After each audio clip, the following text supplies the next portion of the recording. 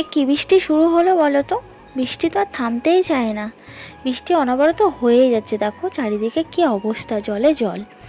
শুভ সকাল বন্ধুরা, কেমন আছো তোমরা সবাই? আশা করছি যে যেখানে আছো সবাই খুব ভালো আছো, সুস্থ আছো, আর তোমাদের ভালোবাসায় আমরাও কিন্তু খুবই ভালো আছি। আজ অনেক ভোরবেলা উঠেছি, সেই 4টের সময়। আজকের ব্লগটা শুরু করছি রান্নাঘর দিয়ে, তোমাদের সবাইকে সঙ্গে নিয়ে। আশা করছি আজকের ব্লগটা তোমাদের ভীষণই ভালো লাগবে। তো এই দেখো, রবিবারের দিনও শান্তি নেই। দাদাভাই বললো যেরকম প্রত্যেক দিন বেরায় অফিস টাইম, সেরকম আজকেও বেরাবে। তো টিফিন বসিয়ে দিয়েছি, আর এখানে ছোলার ডাল বসিয়েছি, আর এদিকে দেখো চা ফুটছে। আর এই যে 1 কাপ চা তুলে রেখেছি, এটা আমার বাবার জন্য। বাবা চিনি ছাড়া চা খায়, বাবার সুগার, তার জন্য আলাদা তুলে রেখে তারপর চিনি দিয়ে চা করছি আমাদের জন্য। আর এদিকে দেখো সিটিও পড়ে গেছে। জলের মধ্যে কি করছিস বাবা তুই? তাড়াতাড়ি ব্রাশটা করতে বললাম না বাবা, তাড়াতাড়ি ব্রাশটা করো। আর এই দেখো আমাদের লাইনে না কাজ হচ্ছে, তো লাইনে পাথর ফেলছে, সেই সারা রাত ধরে কাজ হচ্ছে আর এখনও হচ্ছে। ভোরবেলায় তো বাবা বেরিয়ে গেল ফার্স্ট ট্রেন ধরবে বলে, কিন্তু কিছুক্ষণ পরে দেখি বাবা ফিরে এসছে, এসে ডাকছে। আবার গিয়ে গেট খুলি, তো বলে লাইনে কাজ হচ্ছে, 12টার আগে ট্রেন চলবে না। তো ভালো কথা, আর বৃষ্টিও পড়ছে। আমি বললাম ঠিক আছে, তাহলে বেলা দিকে যদি বৃষ্টি থামে তখন যেও। দুটো রোজগার করার জন্য মানুষ কত না কত কষ্ট করে, তাই না? দেখো এখানেই তার প্রমাণ। এই যে লাইনে কাজ করছে যারা, এদের বললো গায়ে শুধু জামা ছাড়া ছাতাও নেই কারোর কাছে, মাথায় কোনো ঢাকাও নেই। এরা কিন্তু এইভাবে ভিজতে ভিজতে কাজ করছে সেই রাত থেকে, তো এখনও অবধি ভিজে কাজ করছে। ওই দেখো অনেক দূরে তো, তাই তোমাদের ভালো করে দেখাতে পারছি না, জুম করে যেটুকু পারলাম সেটুকু দেখালাম। তোমরাই বলো এরা কত কষ্ট করে কাজ করছে, রাত্রে ভিজে ভিজে কাজ করেছে, আবার এখন 12টা অবধি ভিজে ভিজে কাজ করবে। এরা কিন্তু একবারও নিজেদের কথা ভাবছে না, এরা কিন্তু পরিবারের কথা ভেবেই কষ্ট করে কাজ করছে। আর এখন পুজোর সময়। আর এদিকে দেখো দুষ্টুটা দুষ্টুমি। তাড়াতাড়ি মুখটা ধো। একে জলকাতা বর্ষায় আর পারি না, তার উপরে দেখো কত জ্বালাতন করে, এর জ্বালাতনে আমি পাগল হয়ে যাই।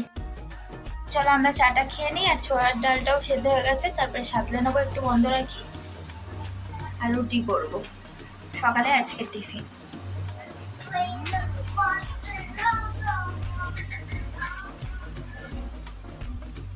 কবে যে বৃষ্টিটা থামবে, রৌদ্র উঠবে কে জানে। তো এই জলের মধ্যে না আর কাজ করতে ভালো লাগে না। চারিদিকটা দেখো জলে স্যাঁতস্যাঁত করছে, একদম ভালো লাগে না। আর কিছু তো শোকাতেও পারছি না, জামা কাপড় একদমই শোকাচ্ছে না। 2-3 দিন হয়ে গেল জামা কাপড় সেইভাবে ভিজে যা বয়ে রয়েছে, কীভাবে যে জামা কাপড় শোকাবো কে জানে। আর ভাদ্র মাসের মাত্র আজকে দিনটা আছে, তো কাচাকুচি করব, কিছু জামা কাপড় আছে, বিছানার চাদর তুলে রেখেছি, তো কিভাবে যে কাচাকুচি করব কে জানে। ভাদ্র মাসে কাচাকুচি করতে হয় নিয়ম, তো কাটতেই পারছি না। আর এমনিতে তো আমি রেগুলার কাচি, সে তো তোমরা সবাই জানো, তবুও নিয়মের যেটুকু রক্ষা করতে হয় সেটা তো করব, তাই না? তাও আমি 1 বালতি জামা কাপড় ভিজিয়ে রেখে এসেছি, কারণ সব ভেজাইনি, একেবারে সব ভেজালে ভালোই হতো। তো কি করব, মেলবো কোথায়? কাচতে তো অসুবিধা নেই, কিন্তু মেলতে তো অসুবিধা, মেলার তো জায়গা নেই। আর মেললেও তো শুকাচ্ছে না। কাল পরশুর জামা কাপড় রয়েছে, সেগুলোই দেখো মেলা এখনও শুকায়নি। তো ওর জন্য অল্প করে 1 বালতি মতো ভিজিয়েছি। তো বাসনগুলো আমার ধোয়া মাজা হয়ে গেছে, আর আমি বাসনগুলো এখন উবুড় করে রেখে দেবো।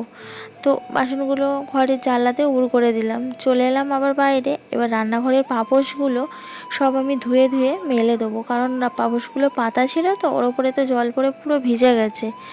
আর এই ছাদ ভিজে থেকে না বালি বালি উঠছে, তো রান্নাঘরটা না পুরো বালি বালি হয়ে গেছে। তো পাপোশগুলো সব ধুয়ে আমি এখন মেলে দিই, যদি হাওয়াতে একটু শুকিয়ে যায় আবার পরে পেতে দেবো। রান্নাঘরের ভিতরেও তো জল জল, তারপরে রান্নাঘরটাতে ভালো করে পুছে নেবো। এই বর্ষায় জল কাদার মধ্যে কাজ করা কিন্তু খুবই কষ্ট, যারা যারা কাজ করে তারাই কিন্তু একমাত্র জানে যে কতটা কষ্ট। তো এখানে সব পাপোশগুলো আমি এক এক করে ধুয়ে মেলে দিচ্ছি, মেলারও জায়গা নেই। বাইরে মেলবো আলসিতে, তো বাইরে বৃষ্টি পড়ছে, মেলারও কোথাও জায়গা নেই। মানে বর্ষাকালে যে কতটা অসুবিধা, সে যাদের অসুবিধা আছে তারাই একমাত্র জানে।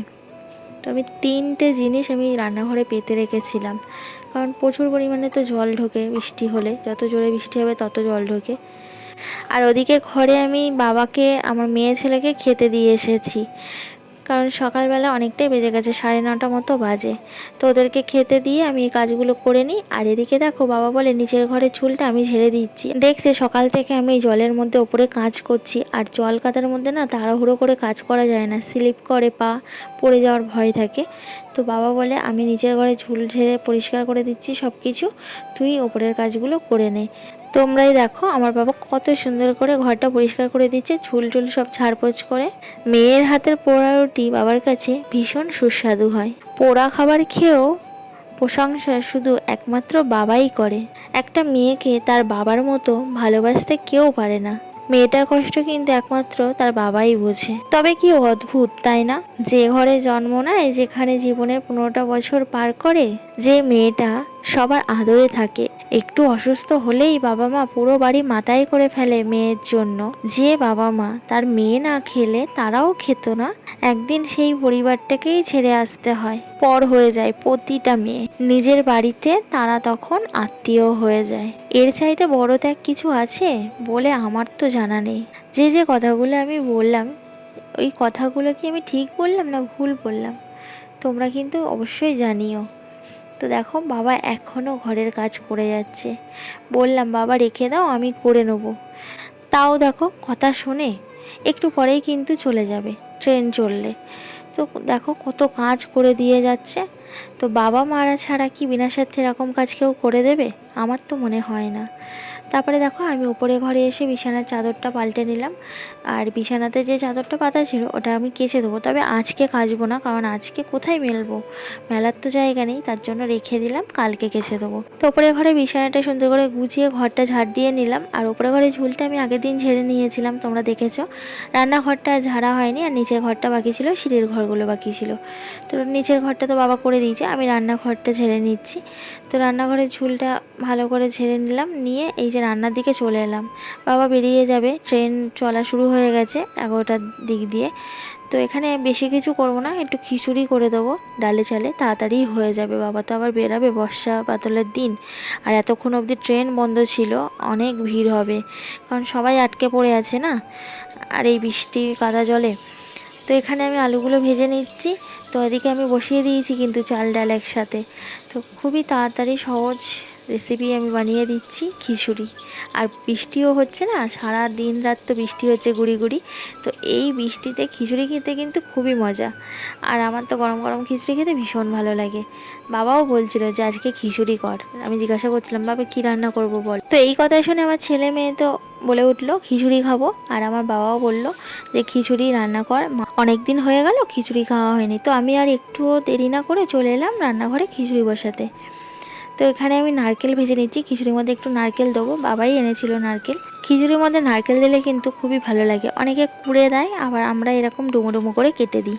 আর আমি তো হাতের কাছে সব কিছু একেবারে কেটে কুটে গুছিয়ে নিয়েই এসেছি রান্নাঘরে, তোমরা তো দেখলে। নারকেলগুলো আমার কিন্তু ভাজা হয়ে গেছে, এবার আমি নারকেলগুলো না ডাল চালের মধ্যে দিয়ে দেবো। তো হালকা একটু ভেজে নিলে বেশ ভালো লাগে, অনেকে কাঁচা নারকেলও দিয়ে দেয়, তো আমরা একটু হালকা ভেজে নিই। আর এখানে দেখো কয়েকটা কাঁচা লঙ্কা, এই কাঁচা লঙ্কাগুলো দেবো, কারণ আমি শুকনো লঙ্কা দুটো দিয়েছি পেস্টে। আর আদাটা এমনি রেখেছি, আদাটা রান্নাঘরে ছিল তো থালার পাশে এমনি রেখেছি, আদাটা আমার লাগবে না, কারণ আদা রসুন পেস্ট করে নিয়েছি। তো এখন নারকেলগুলো আমি দিয়ে দিলাম। আর এদিকে কিন্তু ডাল সেদ্ধ হয়ে গেছে, এবার আমি মশলাটা কষিয়ে আমি খিচুড়ির মধ্যে ঢেলে দেবো। তো এদিকে আমি কড়াতে তেল বসিয়ে দিয়েছি, আর কাঁচা লঙ্কাগুলো চিড়ে রেখেছিলাম সেগুলো এখন দিয়ে দিলাম। আর এখানে এই যে আমি এখন মশলাটা করে নিচ্ছি, এবার খিচুড়ির মধ্যে মশলাটা ঢেলে দিলাম। আমি কিন্তু এভাবেই মশলা দিয়ে সাঁতলে নিই খিচুড়ি। আর আমার তো মনে হয় খিচুড়ি রান্না করার মতো সহজ রান্না আর কিছু নেই, খিচুড়ি মনে হয় সবচাইতে সহজ রান্না, খুব তাড়াতাড়ি হয়ে যায়। আমার সবেমাত্র চাল ডাল ফুটে উঠেছে, তখন বাবা স্নান করতে গেছে, আর আমার কিন্তু খিচুড়ি রান্না কমপ্লিট হয়ে গেল। এদিকে এবার আমি ডিম ভেজে নিচ্ছি, আর আমার বাবাও এই সবে মাত্র স্নান করে ওপরে এলো। তাহলে কত তাড়াতাড়ি বলো তো আমার রান্নাটা হয়ে গেল। এখন আমি ভাত তরকারি করতে গেলে আমার অনেকটাই সময় লেগে যেত। এদিকে আমার ডিমটাও ভাজা হয়ে গেছে, এবার আমি কয়েকটা পাঁপড় ভেজে নেবো। তো এই গোল গোল মশলা পাঁপড় আছে, ওই পাঁপড় কটা ভেজে নিই। আর এদিকে খিচুড়ি তো আমার কমপ্লিট। তো খিচুড়িটা বেড়ে আমি জুড়াতে দেবো থালায়, কারণ বাবা চলে এসছে। তো পাঁপড়গুলো ভেজে আমি খিচুড়িটা বেড়ে নেবো থালাতে। তো এখানে দেখো আমার পাঁপড়গুলোও ভাজা কিন্তু কমপ্লিট হয়ে গেছে। আমি এখন আপাতত এই 3টে ভেজেছি বাবার মতো, আর আমরা যখন খাবো তখন আমাদের মতো ভেজে নেবো। তো এখানে বাবার জন্য খাবার বেড়ে নিচ্ছি। আর এই যে গরম গরম খিচুড়ি, এখন এই সময় বাবাকে বাড়ি যেতে দিতে ইচ্ছা করছে না, মনে হচ্ছে আজকের দিনটা যদি থাকতো। আর এমনিতেও দুপুর হয়ে গেছে, তো রাতটা যদি থেকে কালকে যেত তাহলে ভালো হতো। কিন্তু কালকে যে আবার আমাদের বাড়িও রান্না পুজো আছে, বাবা তো বাজারঘাট কিছুই করে আসেনি, এখন বাড়ি যাবে, গিয়ে বাজারঘাট করবে। তো কি করে আটকাই বলো, মা তো সমানে ফোন করে যাচ্ছে কখন আসবে কখন আসবে, তার জন্য আর আটকাতে পারলাম না। তো খুবই ইচ্ছা করছিল বাবাকে আর একটা দিন রেখে দিই, অনেক দিন পরে আসে তো, আর আমি তো যেতে পারি না ঠিকঠাক টাইমে। আর এখানে আমি একটু ভাইয়ের জন্য খিচুড়ি তুলে দিলাম, আর পাঁপড় ভাজা দিলাম, ডিম ভাজা দিলাম, আর মাংস করেছিলাম কালকে, তো তার থেকে আমি একটু তুলে রেখেছিলাম। তোমাদেরকে এর আগেও বলেছি, আমি যাই রান্না করি আমি ওর জন্য একটু পাঠিয়ে দিই। আর এখানে দেখো বাবা সুন্দর করে ব্যাগের মধ্যে সব গুছিয়ে নিচ্ছে। বাবা ওষুধটা নিতে ভুলে গেছিলো, ওষুধের বক্সটা, তো আমি আবার দিলাম। বাবা ওষুধের বক্সটা এই যে ব্যাগের মধ্যে ঢুকিয়ে নিচ্ছে, যে জিনিসটা ছাড়া বাবা একদম অচল। তো বাবা কিন্তু রেডি হয়ে দেখো বেরিয়ে পড়েছে, আর এখন 12:30 বাজে। আমি আবার একটা ছাতা দিয়ে দিলাম, কারণ গুড়ি গুড়ি বৃষ্টি হচ্ছে, পুরো ভিজে যাবে। তো এই যে বাবা বেরিয়ে গেল, আমার না খুবই কান্না পাচ্ছে। কারণ কি বলো তো, মনে ইচ্ছা হলেও তো যেতে পারি না, দেখা করতে পারি না। তো বাবা মা আসলে না খুবই ইচ্ছা করে রেখে দিই অনেক দিন ধরে। তারপরে দেখো নিচ থেকে এই যে জল নিয়ে এলাম, আজকে না জল ছিল না, দুটো বালতিই খালি হয়ে গেছিলো। তো এই যে দেখো 2 বালতি জল একেবারে নিয়ে চলে এলাম। ওই আলাদা আলাদা করে যাওয়া আমার পক্ষে আর সম্ভব হয় না, একবারেই আমি তুলে নিয়ে আসি। একদম নিচ থেকে 3 তলায় তুলেছি, তো প্রচণ্ড পরিমাণে হাব লাগছে। তো একটু বসে নিয়ে তারপর স্নানটা করে নিলাম। 1 বালতি জামা কাপড় ছিল, সেগুলো কাচা দেওয়া করে দেখো এখন জায়গা করে করে মেলছি। এগুলো তো শুকাবে না, তো তবুও মেলে দিচ্ছি, জল ঝরে যায় যদি। আর এদিকে দেখো জল চারিদিকে, আমার আর ভালো লাগে না স্নান করার পরেও ওই জলে পা দিতে। তো জামা কাপড়গুলো মেলে এবার আমরা খাওয়া দাওয়া করবো, দুষ্টকেও খেতে দেবো। তো চলো আমি ঝটপট করে জামা কাপড়গুলো মেলে নিই। আর বৃষ্টিটা কবে যে থামবে কে জানে, এই বৃষ্টির হাত থেকে কবে রক্ষা পাবো। আর ভালো লাগছে না, রোদ্দুরটা যে কবে উঠবে। তো দুষ্টকে খেতে দিয়েছি, আর আমরাও কিন্তু খেতে বসে পড়েছি। খিচুড়ি আর পাঁপড় ভাজা, আমাদের আর গোল পাঁপড় ছিল না, বললাম না অল্পই পাঁপড় ছিল গোল পাঁপড়। তার জন্য এই ঘরে এই পাঁপড়গুলো ছিল রিং রিং মতো, এই পাঁপড়গুলোই ভাজা করে নিয়েছি। আর কত সুন্দর লাগছে না দেখো। আজকে আর দুষ্টটাকে খাইয়ে দিতে হবে না, দুষ্টরা আজকে একা একাই খেয়ে নেবে। আজকে খিচুড়ি হয়েছে না, ওই বদমাসটা খিচুড়ি খেতে খুব ভালোবাসে। কালকে দুপুরবেলায় জানো তো আমি চিকেন রান্না করেছি, ওপরে খায়নি, আমার জায়ের কাছে গিয়ে খিচুড়ি খেয়েছে। ওরা খিচুড়ি রান্না করেছিল কালকে, চিকেন দেওয়া ওর ভিতরে, তো ও দুপুরবেলায় চিকেন বাদ দিয়ে ওখানে গিয়ে খিচুড়ি খেয়েছে। এতটা ভালোবাসে খিচুড়ি খেতে। তারপরে খাওয়া দাওয়ার পর সবাই নিচে চলে গেছে ছেলে মেয়ে, আমি ওপরে বসে এই যে একটু জেলি খাচ্ছিলাম। বাবা অনেক দিন পর বলছে কি খাবি, তো আমার ছেলে মেয়ে বায়না করেছে জেলি খাবি, আমি বললাম তাহলে আমার জন্য একটা নিয়ে এসো। এই জেলিগুলো খেতে না খুবই ভালো লাগে, ম্যাঙ্গো ফ্লেভারে। তো বসে বসে খাচ্ছিলাম, আর বাইরে কত হাওয়া দিচ্ছে দেখো, উপরে না ভীষণ ঠান্ডা ঠান্ডা লাগছে, মনে হচ্ছে না শীতকাল এসে গেল। এখন তো অনেক দেরি করে শীত পড়ে, আগেই দুর্গাপুজোর সময়ই কিন্তু শীত পড়ে যেত, সোয়েটার পরে ছোটোবেলায় মাদের সাথে ঠাকুর দেখতে যেতাম। আর এখনও তো বৃষ্টি হয়ে যাচ্ছে গুড়ি গুড়ি। তো এবার আমি নিচে যাই, চলো আজকের মতো ভিডিওটা এখানেই শেষ করছি। দেখা হচ্ছে তোমাদের সাথে আবার কালকে নতুন একটা ভিডিওতে। তো আমার ভিডিওটা যদি ভালো লাগে একটা লাইক করে দিও, আর কমেন্টস করে জানিও কেমন লাগলো। আর যদি খুবই ভালো লাগে আমার ভিডিওর কোথাও, আমার চ্যানেলটা সাবস্ক্রাইব করে আমার পাশে থেকো। তোমরা সবাই সুস্থ থাকবে, ভালো থাকবে। আর এদিকে দেখো দুষ্টুটা শুয়ে পড়েছে, আর এখন পুরো 3টে বাজে। তো একটু পরেই ফোন করব, করে জিজ্ঞাসা করব বাবা পৌঁছালো কি না। খুবই টেনশন হয়, কারণ বাবার কাছে ফোন নেই। চলো সবাই ভালো থেকো, টাটা।